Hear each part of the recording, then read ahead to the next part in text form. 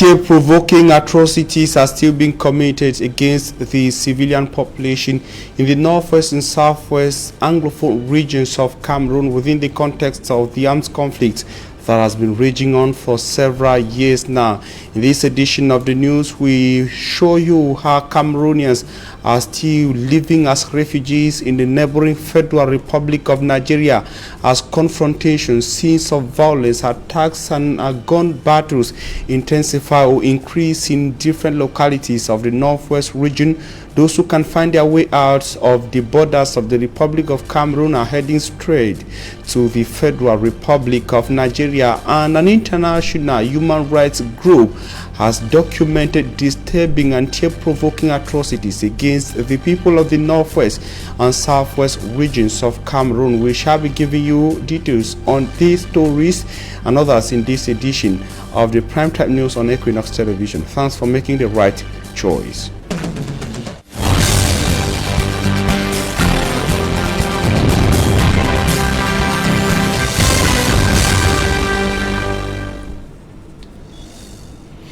You're on to the Primetime Newscast on Equinoxe Television. We're live from our central news desk in Douala, Cameroon's economic capital city. We begin with stories related to the socio-political and security situation in the northwest and southwest English-speaking regions of the Republic of Cameroon. Remember that on April 2017, or rather 2017, exactly, the Southwest Regional Governor Bernard Okalia Bilai visited some shops burnt at the Limbe Main Market. The shops were reportedly burnt by armed separatists. That's the version given by victims of the fire incident, and the flames are still dictating the turn of events in markets in towns and cities in the northwest and southwest regions. Recently, the Sokolo market in Limbe caught flames, and those who are victims are pointing fingers to those at those they say are separatist fighters. Davison Maimo tells us more from Limbe. April 2017, Governor Bernard Okala Bilai visited the Limbe Main Market after more than 50 shops burnt by suspected separatists. What happened was just lack of vigilance, but measures will continue to be applied.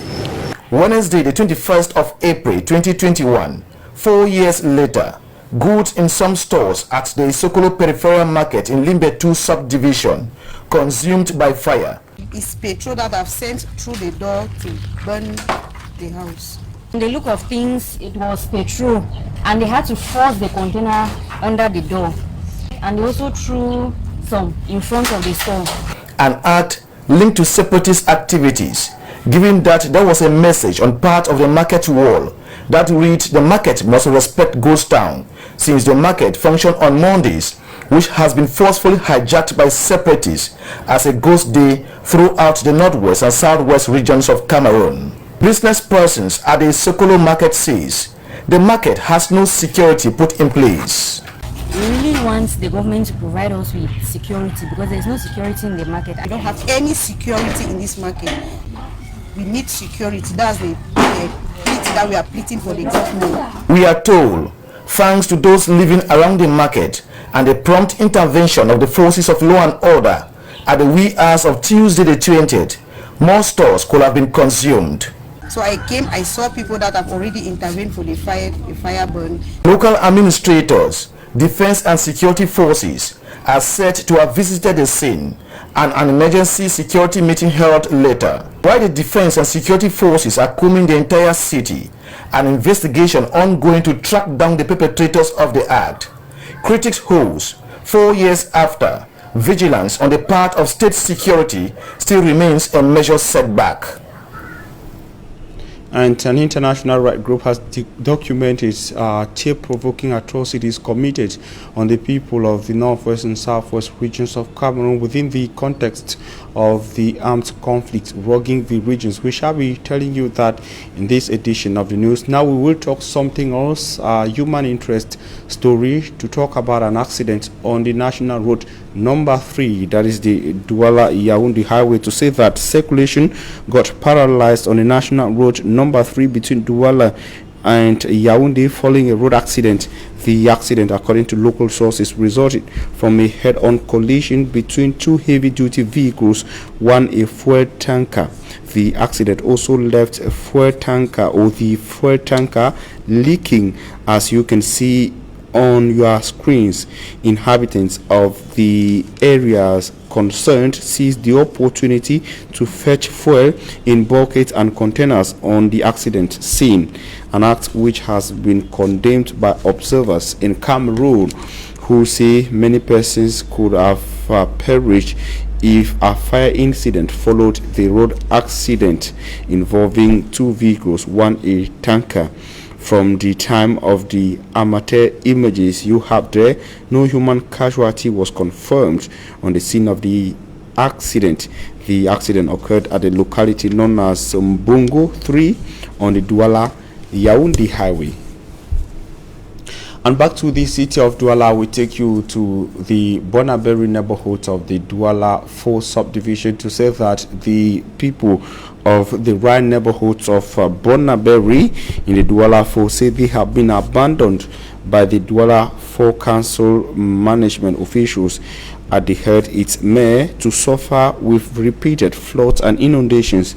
Floods and inundations have become a routine each time it rains at the right neighborhoods of Bonaberi, from the market to the newly constructed roundabout. Businesses and circulation becomes seriously punctured or perturbed by floods during and after rains. They say the council is aware of the situation but has done little or nothing to help remedy the situation. And the problems of the right neighborhoods, from the market to the right roundabout in Bonaberi, have been blamed on the poorly constructed drainage pattern on one part and the poor waste disposal from the local population on another part. The road construction company is blamed of having constructed very small drainage patterns which do not allow adequate passage of water when it rains, a situation which causes water to overflow the patterns, causing floods in Bonaberi. The people also say the poor waste disposal attitude of the local population, which blocks the tiny waste disposal patterns, has also contributed to the high floods and inundations witnessed in Bonaberi in the Douala 4 subdivision. In Limbe, the Fako of the southwest region of Cameroon, people are already fighting to have their own share of the fish qualified as a big fish caught recently at the seaside resort city of Limbe, or at the beach in the seaside resort city of Limbe. David Simon say even top administrative officials are also asking for their own parts of the fish. His report. Information filtering from our sources say some persons in high position within Fako administration are already demanding for a good quantity of the whale shark flesh and to an extent to be part of the proceeds after sales. In a meeting to congratulate the two young Cameroonian fishermen by the regional delegate for livestock, fishery and animal industry, Dr. Lucy Egbe says the instruction from her minister are well spelled out. The minister said that the products should be sold, what we harvested should be sold, and the proceeds given to them to encourage them, that we should not put it in the state's treasury. Because their nets were destroyed as a result, but that fish was actually big. So I'm just following the instruction of the minister. She added, though the whale shark is a threatened species of fish, the bravery of the young Cameroonian fishermen is worth saluting. For what I did is by God, it's not by my power. Though it's a prohibited one, but if that fish was caught by maybe foreigners, they would have taken it to their country. We wouldn't have even seen it. The minister, in his generosity, he said, and to congratulate you people on his behalf. The two young fishermen are graduates from a state fishing school at Diboncha. Chango David is the director. Last 2 weeks, fishing materials and boat engines were handed to them in Kribi. Last Friday, the president of the management board, the chiefs, they met at the Dibuncha beach and did some traditional libations on Friday. And their keys, engine keys were handed to them, and all of them left into their respective fishing areas that they have to settle. And it is a group of success boys that came up with that mighty fish that we saw yesterday. The whale shark, measuring 7.8 meter in length with a diameter of 3.25 meter, is said to have entangled itself in the net of the fishermen close to 3 nautical miles in the Sea of Limbe.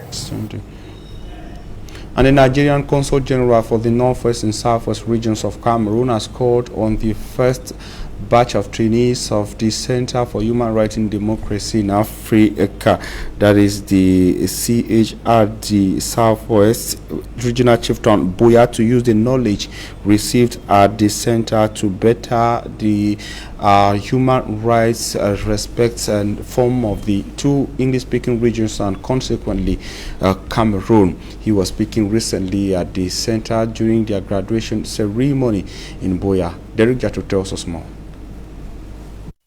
The Center for Human Rights and Democracy in Africa Charter Empowerment Center graduated its first batch. Most of them, or all of them, came in with no knowledge in dressmaking, and today we are proud to say that we can conveniently make a dress that is ready for the job market.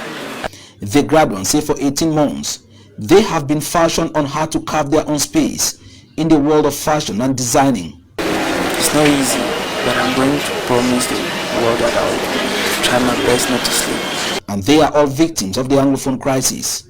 We went out distributing food and non-food items, but we realized that it was not sustainable.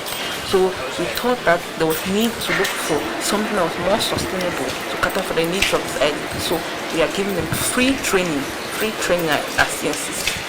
The Nigerian Consul General for the Northwest and Southwest regions, His Excellency Mohammed Bashi, on his part, encouraged these laureates to contribute in building the society, reminding them that there is a ready market in the field they have chosen.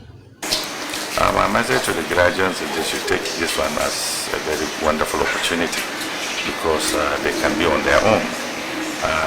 If you look at it nowadays, people produce materials, shoes, dresses like they did, put it on, create a site, and from the comfort of their rooms and from the comfort of their Android phones, you see people placing order, buying these things. They don't need to necessarily even own a shop, so long as they have where to produce these materials. They don't need to rent a showroom for that. From where they are going to produce this, they can put it online and we buy. I can order from Nigeria when eventually I finish my tour of duty. Charter Empowerment Center was created to give vocational training to internally displaced persons in the region. Derek Jato reporting from Buya in the southwest region of Cameroon, of the call made by, that is, the Nigerian Consul General to the northwest and southwest regions of Cameroon. He was speaking at the graduation ceremony of the first batch of trainees of the Center for Human Rights and Democracy in Africa. And now we told you during the start of this edition of the Primetime Newscast that a human rights group, an international human rights group, has documented atrocities committed on the people of the northwest and southwest regions of Cameroon, mainly civilians. And one of them is the Center for Human Rights and Democracy in Africa, that is the CHRDA, in its latest report, which focuses on events from March 2020 to March 2021, outlining some of the atrocities committed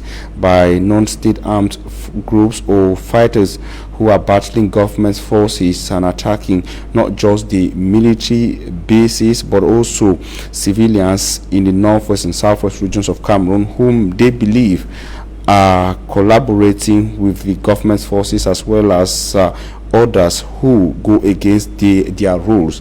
In the two Anglophone regions, the report against their rules, or rather the report also stretches on the murder of Comfort Tumasang in Moyoka in the Fako division of the southwest region of Cameroon. Recently, to the murder of UN 8 worker Tango Christopher in the northwest region of Cameroon, the murder of Chief Francis Moliga of Liwo, that is Malala, a village in Boya subdivision of the Fako in the southwest region. The bombing at the Bamenda grandstand and the attacks on the Galim police and gendarmerie post in the west region of Cameroon, the abduction of Christian Kadinatumi, the fun of saw in the Bui division of the northwest region of Cameroon, the fun of Mbesa in the Bello, that is in Bello subdivision of the Buyo division of the northwest region, and the fun of Keku in Tuba subdivision Mezam of the northwest region of Cameroon. The report goes further to cite the use of improvised explosive devices used by separatist fighters, which, according to the center, has led to the killing of, one time led to the killing of Mr. Liwusi Rebecca Jeme, or Mrs. Liwusi Rebecca Jeme, and 3 soldiers in Bengui subdivision of the Momo in the northwest region of Cameroon. The Center for Human Rights and Democracy in Africa condemns these gross human rights abuses, or what it says are gross human rights abuses against the civilians in the conflict-hit northwest and southwest regions of Cameroon. They go further to call on stakeholders involved in the crisis in the Anglophone regions to carry on an inclusive dialogue, broad-based dialogue with the mediator to find a lasting solution to the armed conflict rocking the northwest and southwest regions of Cameroon. And now we talk something else, the burial of one-time Director General of the Cameroon Radio and Television, that is Gervais Mindoze, who is said to have begun his journey to his final destination today.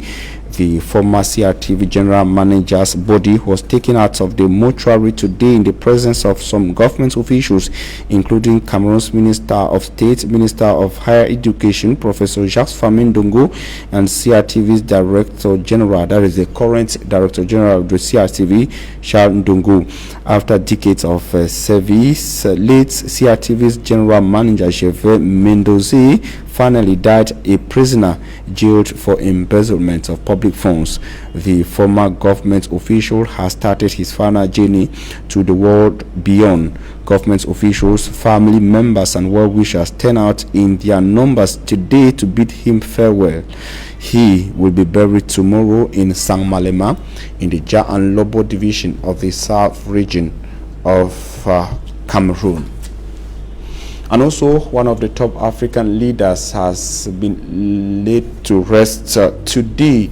I'm talking of the Chadian president, Idris Deby Itno, who was killed recently. He died following injuries sustained in a war front in the northern parts of Chad. He was given a state burial today in the presence of some African leaders, the French President Emmanuel Macron, and some top military officials coming from the Central African sub-region. Details in this report compiled by Innocent Ase. The state funeral of Charles Long 7 President Idris Deby, Friday, April 23rd, attended by some African and foreign leaders, began with a march past and a speech by his son, General Mahamat Kaka Deby Itno, who the army has named as the country's new leader. He vowed to stay loyal to the memory of his father. Also that he and his family would continue the legacy of dialogue, forgiveness, peace and unity that the late president was admired for. Among the foreign leaders was the President of France, Emmanuel Macron, for whom Chad is a key ally in the fight against the jihadists in the Sahel region. La France ne laissera jamais personne ne remettre en cause. In his speech, Emmanuel Macron pledged that his country will never allow anyone pose as threats to Chad's stability and integrity at any instance. Et l'intégrité du Tchad. La France.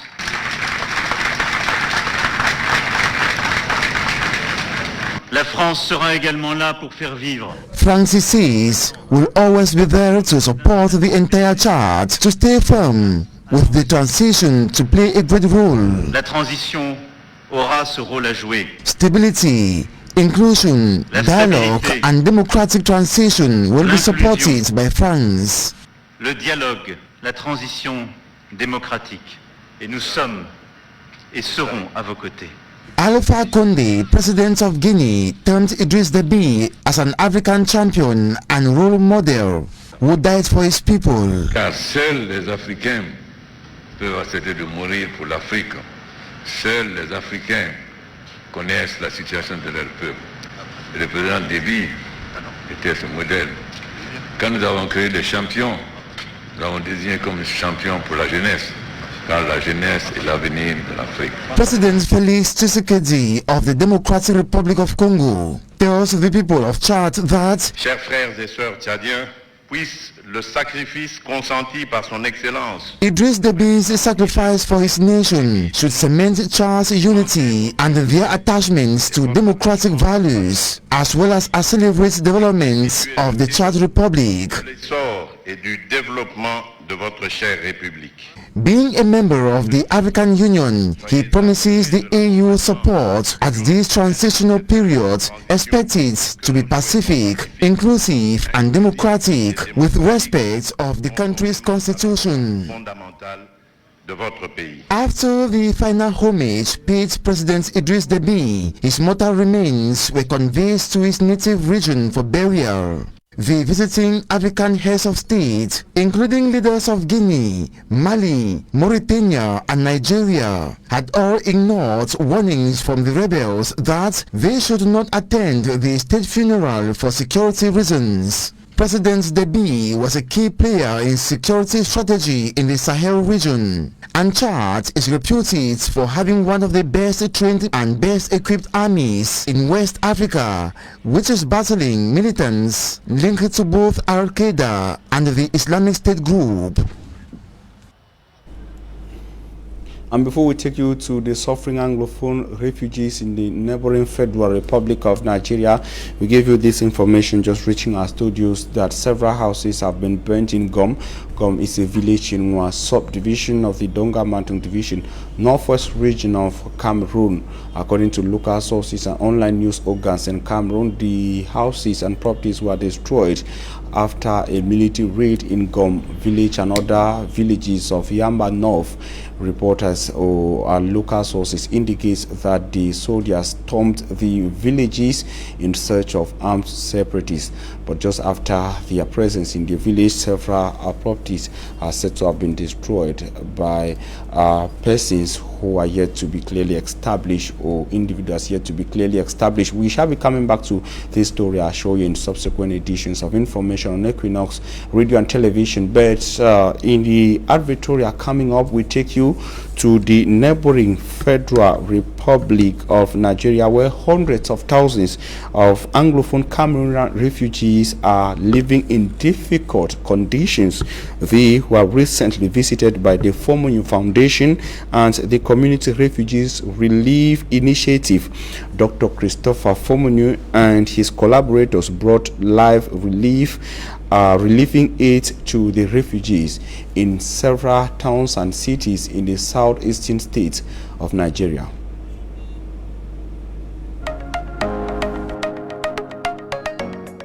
Ever since these children, men and women, fled violence in the restive northwest and southwest regions of Cameroon to Nigeria, life has been more or less a bitter pill, just too difficult for them to swallow.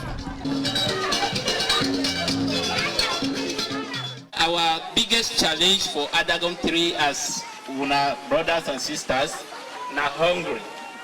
UNHCR and partners don't do plenty, but it not ever be enough. We get a challenge on funds, on how we fit get a land also for cultivate cassavas.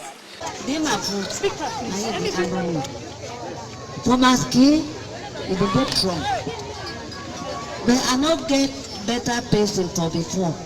Now me wanna do for my belly. Every pikin I no get am. Every brother, one man, one baba, I no get am. Every sister, I no get am. And so when I see me, so na so I do. In the midst of this misery comes a messenger of love, comfort, and hope. Time we have been there for Bengui, for Cameroon, I be the here of Dr. Christopher Fomunyo.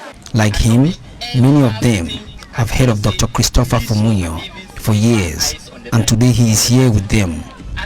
Just his presence in Adagon 3 is a blessing. In short, only having you for Adagon 3, not even with this church, it be a very big blessing to Adagon. His organization, the Fomunyo Foundation, and the Community Refugee Relief Initiative have brought food supplies to the refugees.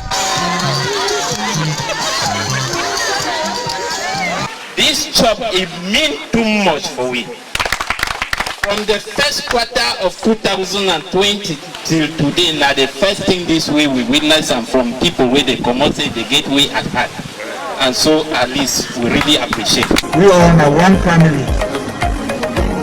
And as we do one family, we get to know say even we will not be for here for settlement with one another. Even we will not be refugees. By the fact that we will be today refugees, we say all we are refugees. And so we get to feel the pain, the same pain, and such a way we are the face. And as the message that way we take back for talk for the other brothers and sisters there. Say me do not forget say when I dey from here. Say half of the family dey from here in the suffer. And the message will go tell the rest of the world. May they continue from help as much as they can. The refugees read in that gesture a deep sense of love for his people.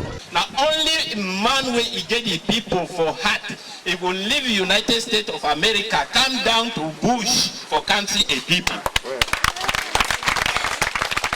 Added to the food items, the Senior Associate for Africa and Regional Director of the National Democratic Institute for International Affairs, Dr. Christopher Fomunyo, tells them to be hopeful for better days ahead. So this parliament may touch all week.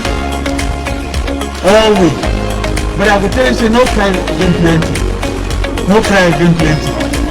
God will hear with prayers. Amen. And this parliament will come finish. We will all when I come back from home, so we should go. We should go. We look for the future.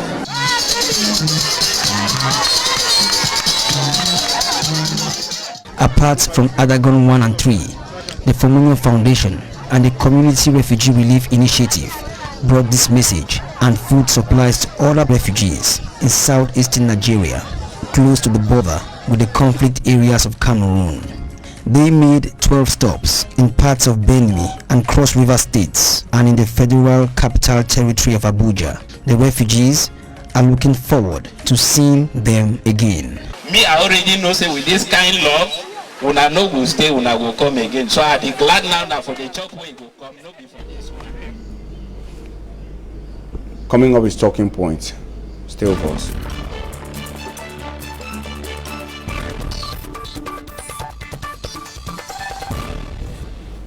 Thanks for joining us on Talking Points. We are receiving Andrin Atem Ebako. He is a political analyst and a Pan-Africanist. Thanks for accepting our invitation, Sir Andrin. Thank you very much, Mr. Armstrong, and to all the viewers of Equinox at this hour, and special greetings to all Cameroonians, and my special condolences to the bereaved family of Idriss Déby Itno, the former president of Chad, who has fallen down. Apart from analyzing critically looking the political evolution of Cameroon, you are a key Pan-Africanist, and we brought you here under that canopy of a Pan-Africanist with a critical view on the African continent. Now, with the Déby issue, we want to talk about the departure of Idriss Déby. What impact on the Chadian nation, the Central African sub-region, and Africa as a continent?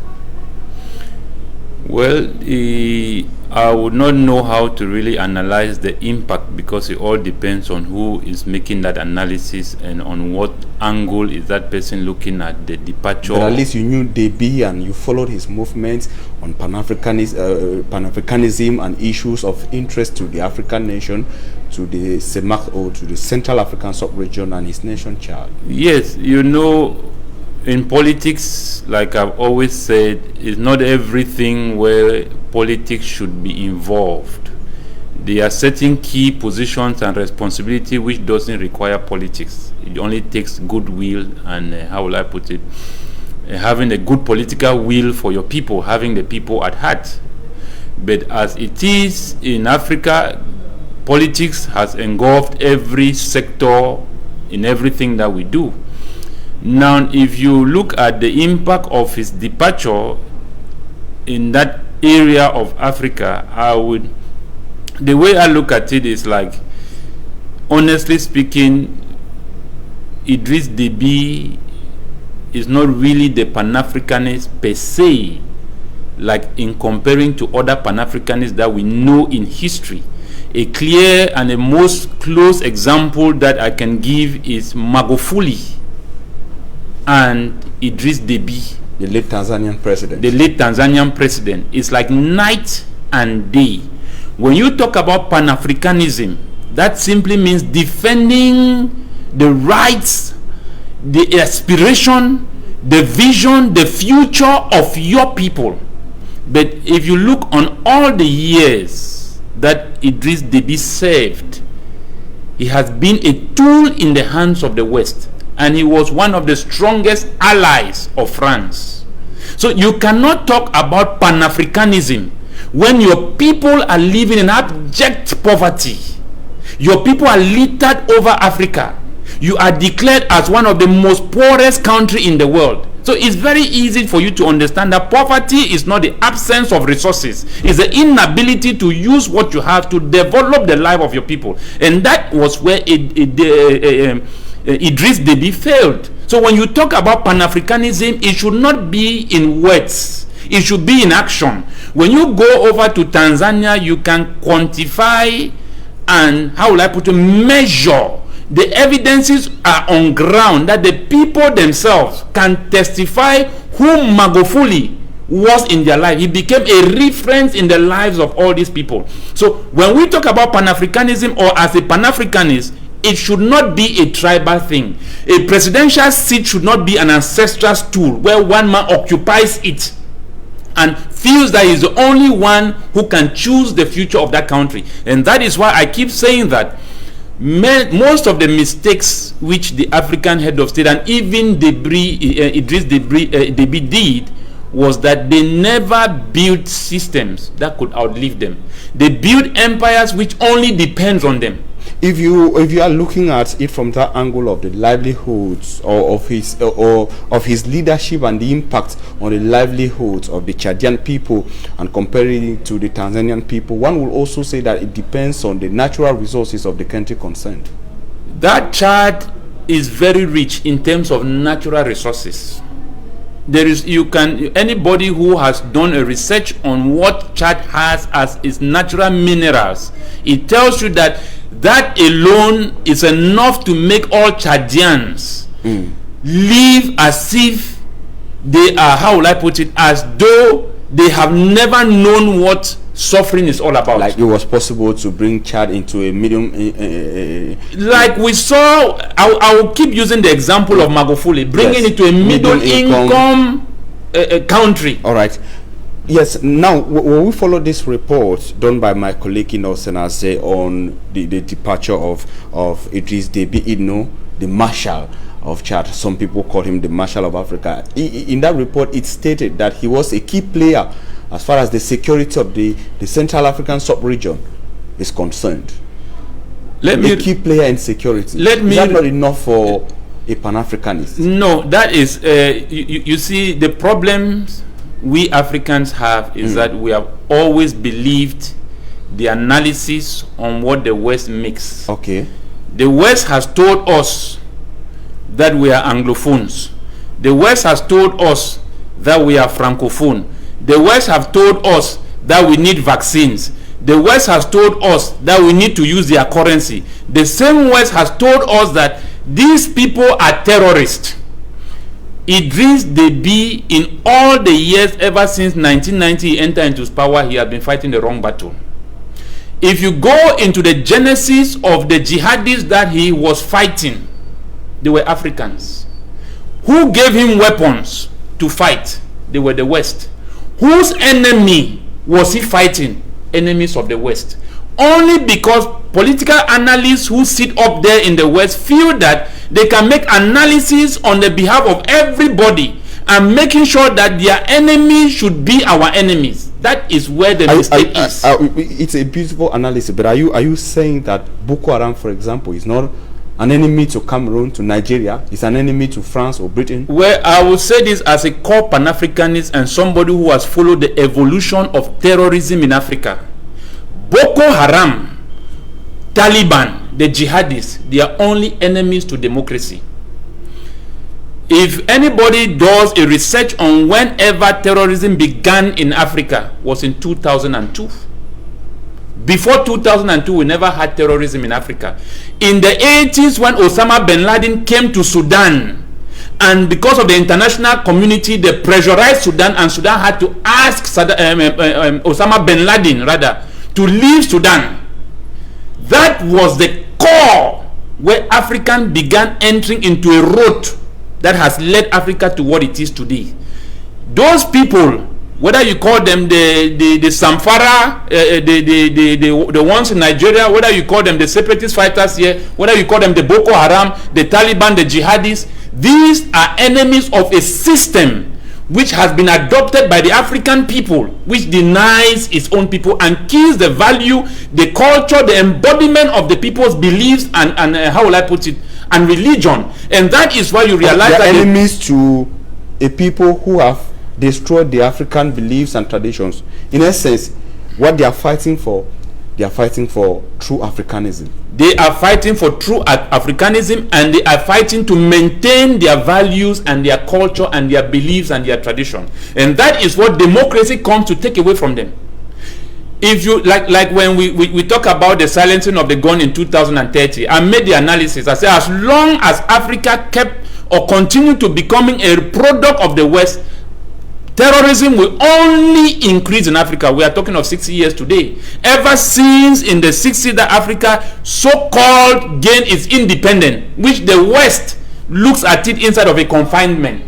Independence where presidents had to negotiate in bribery and corruption for them to receive an independence by which they are told on what to do. So you realize that if we continue on this step of democracy, it's going to be a problem for Africa. It's going to be a problem for Africa. But now we're moving out of this. The key question that Cameroonians want to know is the departure of Deby going, for example, to open a way for Boko Haram, probably in northern Cameroon, northern Nigeria, and for it to prevail. This is what I will say to all Cameroonians and to all Africans. The terminology of the Boko Haram, of the terrorists and all of that, those are analysis of the West. Okay. The Africans need to learn to go into an all-inclusive dialogue in order to solve their own crisis. Okay. The Africans need to come up with their own solution to manage their own crisis. Because we are talking here of Africans. We saw in Central Africa how France came in with 5,100 troops. Yes. To come and kill Africans in the name of fighting against. It was a trouble against terrorists. But this is what I'm saying, that who are the people making these analyses? Because if we look here carefully, what the West is doing to Africa, they are the biggest terrorists in Africa. Thank you very much, Andre Atem Ebako. It was very interesting talking with you. Thank you very much. Thank you very much for your time. Thank you. Ladies and gentlemen, thanks very much. Stay in the company of programs on Equinoxe Television. Have a nice weekend.